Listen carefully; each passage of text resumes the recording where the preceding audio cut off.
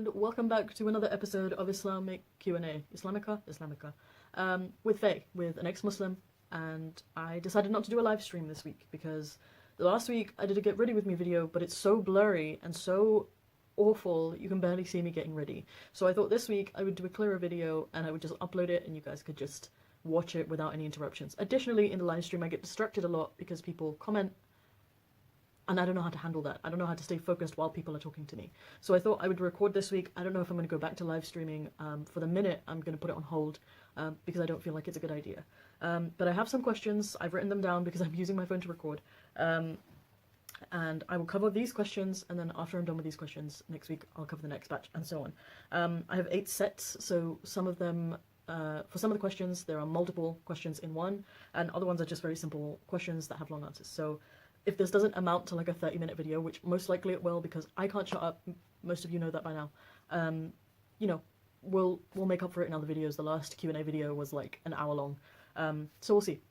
The first question comes from Yan21274702, and they ask, how do you feel about the way women are treated in Islam? So when I was a Muslim, I went to a Muslim school. We were always put under the impression that women had a really high status in Islam, and I did many threads about this, and there are many ex-Muslim women who talk about this.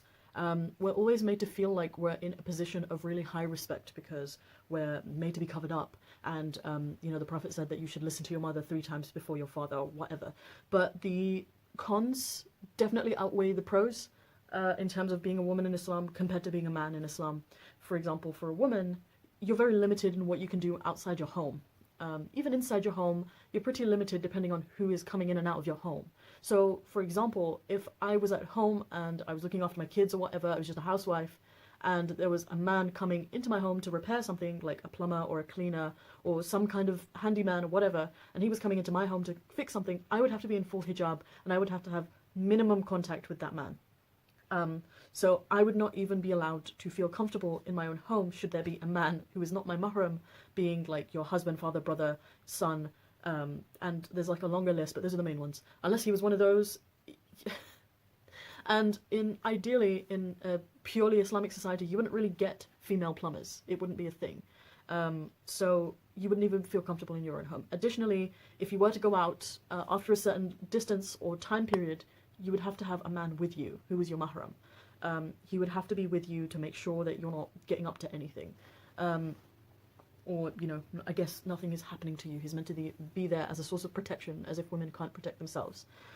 The likeness of a woman in Islam is very much like a child. We're constantly monitored. We're constantly asked to obey our fathers or our husbands. And if neither of the two are there, then the next man, being the son or whatever. Even sometimes performing an act of worship, like going to Hajj, you have to go with a mahram, you have to go with a man. So there's definitely limitations, but when you are a Muslim, it doesn't feel like that, because the hijab is meant to symbolize your purity, like a nun. Like your standard of purity and your abstinence from men is so much better than everyone else's, because everyone is so base and they follow their desires and things like that. You're made to feel like you're better, even though it feels wrong to you. That was one of the things that I felt once I came out of Islam, was that everything that felt wrong to me before was just me being really, really proud of myself for being able to do something that most women in the UK, where I grew up, were not able to do. That being like wearing a full hijab, covering my face, just being as religious as possible. I don't like the segregation of women in Islam from men. I feel like it puts women at a huge disadvantage as compared to men, whether that be career-wise or just like in terms of equality. It's most scholars who are being honest will say that Muslim women and Muslim men are not equal. That's why they keep having to make these lectures about the rights of women in Islam, because the rights are extremely limited. For example, a woman's word as compared to a man's is half. If a crime needed 1 witness, it would be 1 male witness and 2 female witnesses. So the word of a woman is half that of a man. That is in almost every circumstance. I think there's one circumstance that is not applicable in, but for most circumstances that is the case. And there are different reasons cited for that. One reason is that the Prophet thought that women were deficient in intelligence. Other reasons include memory loss, that women are more forgetful. Others are women are way too emotional to stand in court as witnesses. And it's bizarre to me that people still think that way. So yeah, that's what I think about women in Islam. The next question from the same user is, do you think the Quran has been changed over the years? So I have not researched deeply into this subject. There are other YouTubers and ex-Muslims online who have researched into this. There's been a lot of research done online on websites and stuff like that about whether or not the Quran has been changed. The problem with the Quran, from the time of Uthman, who was the third caliph in Islam, I forget the years, but he was the third caliph after the death of the Prophet. He standardized the current Quran that now exists. Before that, there was a compilation that was made, I think it was standardized by Abu Bakr and then rehashed by Umar, but it was in a different order. But before that, it was all oral. Everything was an oral tradition. Everything that was revealed was, was written by one person, and everyone else sort of orally memorized the Quran. That was how they did things in those days. And to be honest, the Arab society at the time wasn't the only community who orally transmitted stories and things like that. So, for example, in Viking communities, Anglo-Saxon communities, communities that are indigenous and somewhat bygone, they all had oral traditions, which is why digging up history about them is really difficult because they had no written material. The problem and the difference between those communities and the Quran is that one is a revelation from God, or so-called revelation from God. So even the word Quran is it's derivative of Iqra, which means to recite or to read. But as we all are told many times, that the Prophet was illiterate, so there's no way that he could have actually read, so it entails that it's meant to be recited and orally transmitted and memorized. It's not meant to be read on pages or whatever, I don't know. But the problem that lies therein is that everyone would have a different version of the Quran, because how many dialects exist now in Arabia? Many, many, many dialects in Arabic exist now in Arabia. And before, you would assume that it would be even more, because the Arabic, for example, in Mecca, was different to the Arabic in Medina. So now you have, so let's say in Mecca, Muhammad had 40 companions. He had there about 40 companions in Mecca before he moved to Medina.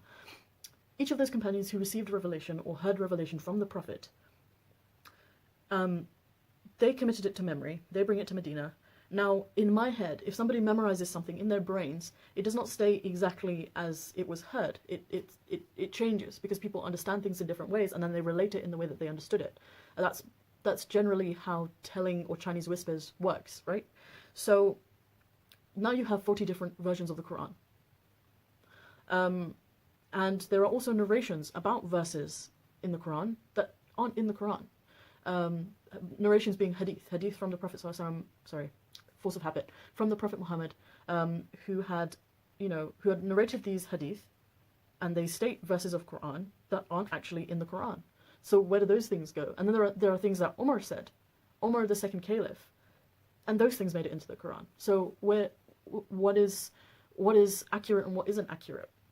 I think many people have tried to change the Quran after the standardization by Uthman, the third caliph, but I don't know where any of that went. To be honest, I don't know too much history after that. I just know the first bit about the oral traditions, and then it being standardized first by the Prophet Muhammad, where there was one copy, then by Umar, and he sort of gathered one copy again and then burnt all the other versions, and then Uthman, who fixed it to the current Quran that we have now, in the order that we have it now. Also, the Quranic Arabic, if you look at the Quran now, you'll notice that all the Arabic characters have dots, or most of them have dots on them, to tell the difference between like a ta, tha, or ba. They have different dots in different places. You can look up the Arabic alphabet and you'll see that they have dots. In the Arabic of the time, in 7th century Arabic, the dots didn't exist. The Arabs at the time were able to tell the context of each word. It was kind of like Chinese, how Chinese is, where you have like a character for every word. The Arabs at the time would understand the dots. Now, if you look at the empire, the Islamic empire at the time of Abu Bakr and then at the time of Umar, you'll see that it expanded rapidly. And we'll talk about this a little bit later on, but it expanded rapidly. So while an Arab would probably be able to discern the different characters that are in the Quran, you couldn't expect that from people who are not Arabs, like in China or Spain. So, there's a lot of margin for error there. Also, I think Uthman also came up with the dots. I'm not sure. It was either Uthman or it was Muawiyah later on, but somebody came up with the dots so that people could tell the difference between the letters and how they sound. So there's the answer to that question. That was a really long answer. But we'll move on to the next one from Predator on Prowl.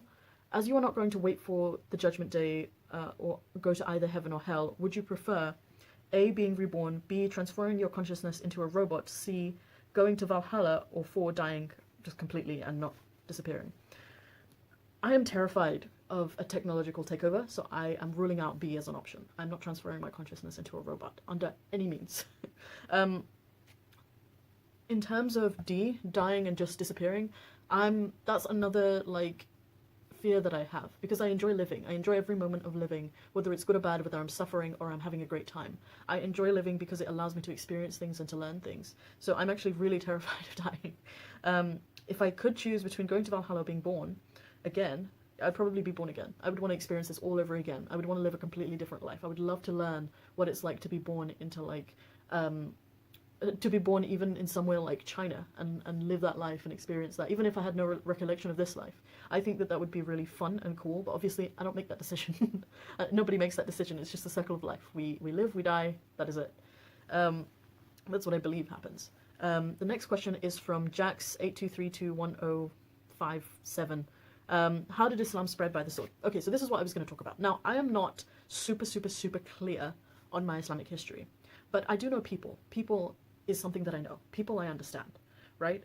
I know, and I've said this many times on the Outfold podcast. If you haven't been paying attention, me and Cole, we have a podcast that we do every week. It's called the Out of the Fold podcast, or on Twitter, Outfold podcast. Please go and look us up. We have a great time. We're great to just listen to while you're working or whatever. But I've spoken about this a few times, that I don't believe, because I feel like a lot of Muslims are disillusioned by the fact that Islam was spread by the sword. It obviously spread by the sword. People don't just turn over and, give up everything that they believe, give up their traditions. Because remember, Islam is not just something you believe in your mind. Islam is a complete way of life. So you erase everything. You erase everything that your culture had to offer, and you put Islam in, and that's all that you know. So with Islam being spread by the sword, I don't believe that people just went out of Arabia, set up Dawah stalls, and people just gradually started spreading. Islam just gradually started spreading to people. That's not how religion works. That's not how people work. Okay? If you look at the expansion from Abu Bakr's time to Umar's time, and Abu Bakr was only a caliph for 2 years before Umar, who was caliph for 10 years. That's a 12-year. It spread from Mecca and Medina to Spain to China. That's the expansion that we're talking about. There is no way in hell that people just gradually converted people into Islam from across like 3 continents. It's not possible. It's not plausible. It doesn't make sense for that to happen. And from what we understand about jihad in places like, I don't even know how to explain this without treading on eggshells. But from what we understand about jihad, the Muslim army would go into a place and give the people a choice, right? If they were a majority like Christian or Jew or Ahl Kitab, like people of the book religion, they would say either become a Muslim, or you can become a dhimmi and you pay us a tax so you can live here while we as Muslims flourish, but you'll be treated as a second-class citizen, or we fight and we kill you and we take over your land. That is how, in my opinion, from what I've read about Islam spread. Now, if the Muslims went into a mushrik or a polytheist country, like India, for example, which was mainly Hindu and worshipped many, many, many gods, the option of paying a tax or a jizya and becoming a dhimmi is no longer there. It's no longer there, because that right is reserved for people from a monotheistic or Ahl Kitab, or people of the book religion, which Hindus aren't, because they worship more than one god. And that's considered shirk, and shirk is like the worst crime in Islam for some reason. Shirk is associating gods to God, so having like multiple gods. It's just ridiculous. But that's how I envision it happened. And also, after the Prophet died, we also had people coming out of Islam in masses, because they didn't want to convert in the first place. And Abu Bakr made it his business to kill those people. One tribe actually didn't come out of Islam, they just didn't want to pay zakat. And Abu Bakr saw that as leaving Islam. He just assumed it was apostasy, and he annihilated that entire tribe, and people praised him. People like down the line, like Ahmed ibn Hanbal, who is a scholar and has his own school of thought that people follow, he praised the guy for doing that. So, say what you will. Even if you don't think Islam was spread by the sword in majority, there were definitely instances where Islam was spread by the sword. So, next question from Andrew Teddy. I think that's how you say it. Andrew Teddy. Why do so many Muslims become radical? Because there is such a stress on jihad. Now, jihad has become a less popular thing in Islam. Like, Muslims who are progressive and Muslims who are who don't want to fight with people, and I believe that most Muslims aren't out here to fight people, and I really appreciate that. they focus less on jihad. But at the time of the Prophet, jihad was a big thing. The Prophet actually took part in 3 battles and led those 3 battles in his lifetime. And there were a few others which were raids and smaller skirmishes, but 3 main ones. And those were Badr, Uhud, and Khandaq. 2 of those were offensive battles. So jihad is definitely something that Islam was made through. Like, while the Prophet was alive, it was part of his message. He did battle. But a lot of Muslims now, especially under the climate we're in, have shifted the focus away from that. We want to move away from this. And they talk about the big jihad and the little jihad. And the little jihad is the fighting one where you kill people and take over their land and make them dhimmis and whatever. And the big jihad is struggling with your deen, with your faith, with your iman. Like, that's the big one. That's the one you have to reach. Don't even think about the other one. But why do Muslims become radicalized? Coming from a Salafi perspective, I used to be a Salafi. Coming from a Salafi perspective, there is such a huge reward for going to battle. The reward compared to anything else, there is such a huge reward. People who die as martyrs, for example, in the battlefield and some other stuff, but mainly in the battlefield, they go to paradise immediately. Everybody else has to wait. Everybody else has to wait until Judgment Day to be judged, and then they can go. People who die on the battlefield, they get first entry in. They're in immediately. Also, there's ayahs in the Quran about the 72 virgins, the Hur al-Ain, and how they're the most beautiful creatures. They're just mindless sex slaves that you get, and you get 72 of them. Every other man in Jannah gets like 2. You know, how high is that? And also you have to remember that a lot of the men at the time of the were young men, were young fighting men who probably weren't married at the time. You know, never experienced sex, never seen a woman besides, hijabbed ones. So it was like a big thing for them to receive that kind of a reward. Also, it's just one of those things. Like, you die in battle, you get free entry. You get free entry. And the punishment of God, like, even some Muslims won't make it into heaven, according to scripture. Even some Muslims won't make it in straight to heaven. There's so many different, hoops you have to jump through. You have to, first of all, you have to live a good life here, right? If there are sins that you haven't asked for forgiveness for, you have to pay for them in hell. There's a bridge you have to walk past. Some people on, I think it's called the Siraj, that people who were really righteous will like flash through it, like Flash from the movies, right? They'll just run through it and it'd be fine. Others will be dragging themselves across it, and underneath it is the pits of hell, right? Like, there's so many hoops you have to jump through. When you're a shuhada, when you're a martyr, you just get in. That's how you radicalize people. That's how you get people like really like, yeah, I don't want any of that scary shit. I just want to get into paradise. That's how you radicalize people. And I know it sounds silly, and I know I'm laughing, and I'm laughing because it is silly, but that's how people get radicalized. Because when you really go into it, the pro-con ratio, there's such, like, the con list, like the list of cons and the list of pros. The con list is, oh, I die, right? So I die in whatever way, I die. And the pro list is, I go to heaven, I get to skip the bridge, I get 72 virgins, and then the most beautiful people ever in existence, and they're mindless, and I can have sex with them, and they'll always be virgins, no matter how many times I have sex with them. Like, the pro list is so much bigger than the con list of just dying. I mean, realistically, it's just cons. There's no pros. None of that exists. But in Islam fantasy world, it's real to people. I don't know. I feel like such a silly person talking about this, but that is how people are radicalized. They are initially radicalized by talking about heaven and hell and the seriousness of heaven and hell, and then they are taught about these other things like prayer and, the normal Muslim stuff, prayer, zakah, hajj, salah, I've said that already, fasting, all that stuff. And then at the end, they're like, oh, but if you want that extra mile, you want to skip all of that, skip the lines, skip the queues, skip Judgment Day, skip the bridge, you want to go straight to heaven, you die in battle. Who isn't going to take that? If it was real, who isn't going to take that? Next question from Adam Royd01. Will you have the courage to debate Ali Dawah or Mohammed Hijab? Okay. I think you, no Mohammed Hijab, not Ali Dawah, understand what a debate is. A debate is where you state your point, you allow the other person to state their point, and then you discuss. That is what a debate is. What I have seen from Ali Dawah and Mohammed Hijab is just condescension and shouting. That is what I have seen from them.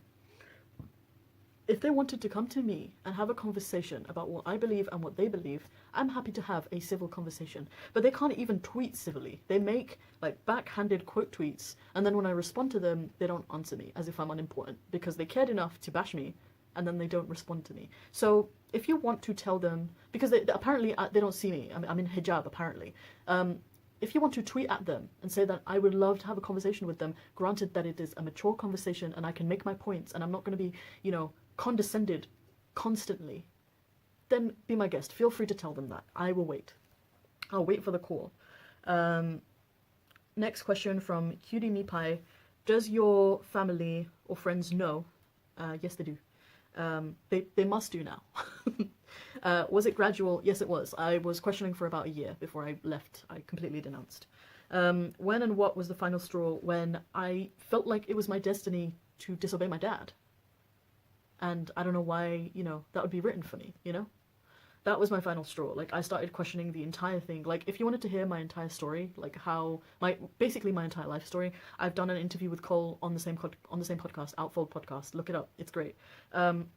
But my final straw was, in 2015, I really felt like I was destined, I was doomed, I was damned to disobey my father, which is one of the biggest crimes in Islam, to disobey your parents. And it wasn't like, he wasn't going against Allah, he wasn't going against his messenger, so I had no reason, besides the fact that he was a psychotic maniac, to report him and disobey him. So I really felt like it was in my destiny to be damned, and I didn't understand it.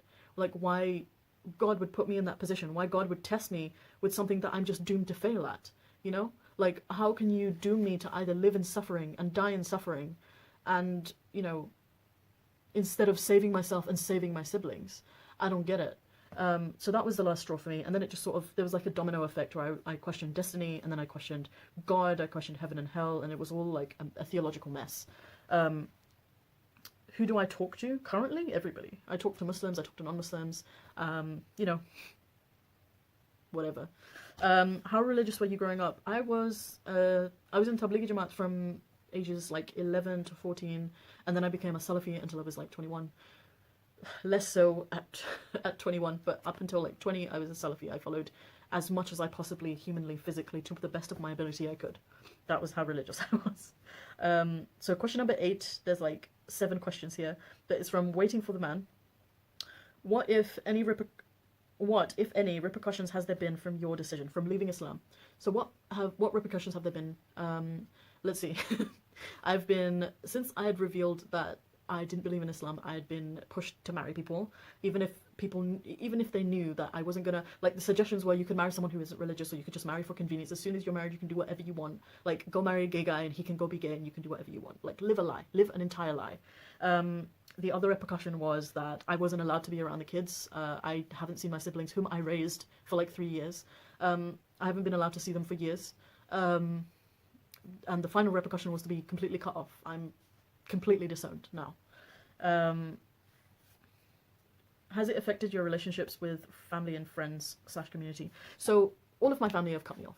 I have no family currently. They don't want anything to do with me. Anyone from my family who does talk to me has told me that they're not allowed to talk to me. But in terms of friends, Muslim or non-Muslim, I have kept most of them. I still talk to my Muslim friends. I still get on with my Muslim friends. I'm still waiting to go to a wedding, which is a Somali wedding, Muslim Somali wedding. So, you know, I'm good on the friends front. Community, I've more or less been shunned by the community, but select people from the community have not completely discarded me, which I appreciate. Was it worth it? Yes.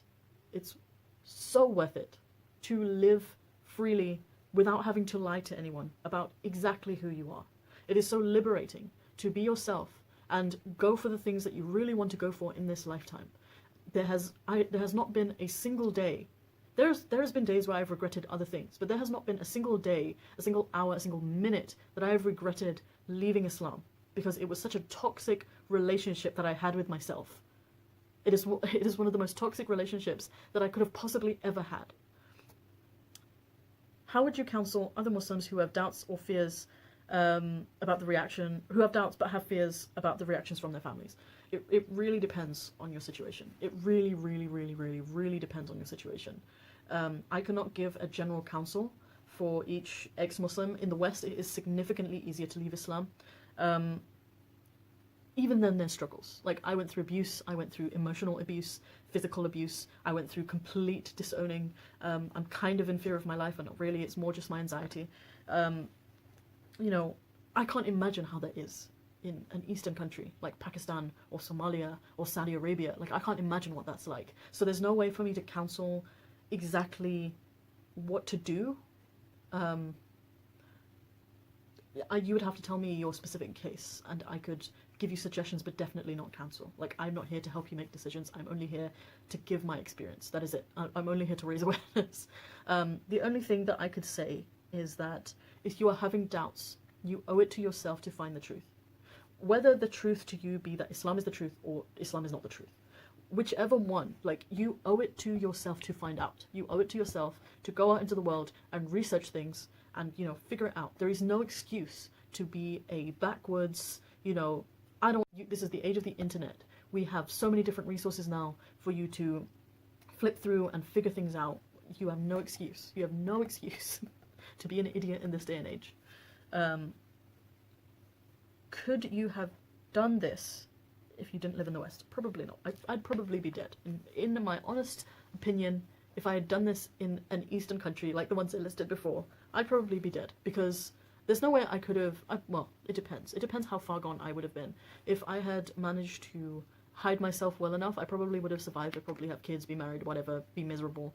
Or I would have died, because I also know how stubborn I am. So I really don't know. I definitely would not have been able to leave with the way my family was. If I was born and raised, for example, in Bangladesh, I was born there, but if I was raised there, I don't know, to be honest. I would have done my best to find my way to a Western country, for sure. But whether or not I would have even been that radical is debatable, because people back in Bangladesh aren't that radical. It's just here in the West that Bengali people are a little bit crazy. But I don't know. I don't know. I imagine I'd be dead if everything had played out exactly how it played out here, except if I was in Bangladesh, I'd probably be dead. Probably, most likely. But I mean, if we take all the factors into account, I don't know. But that is all the questions for this week. I will come back to you for next week's questions. Hopefully they will be more interesting. Even though I feel like I covered a lot today. So I will see you next week, and I hope you're having a lovely Sunday. Goodbye.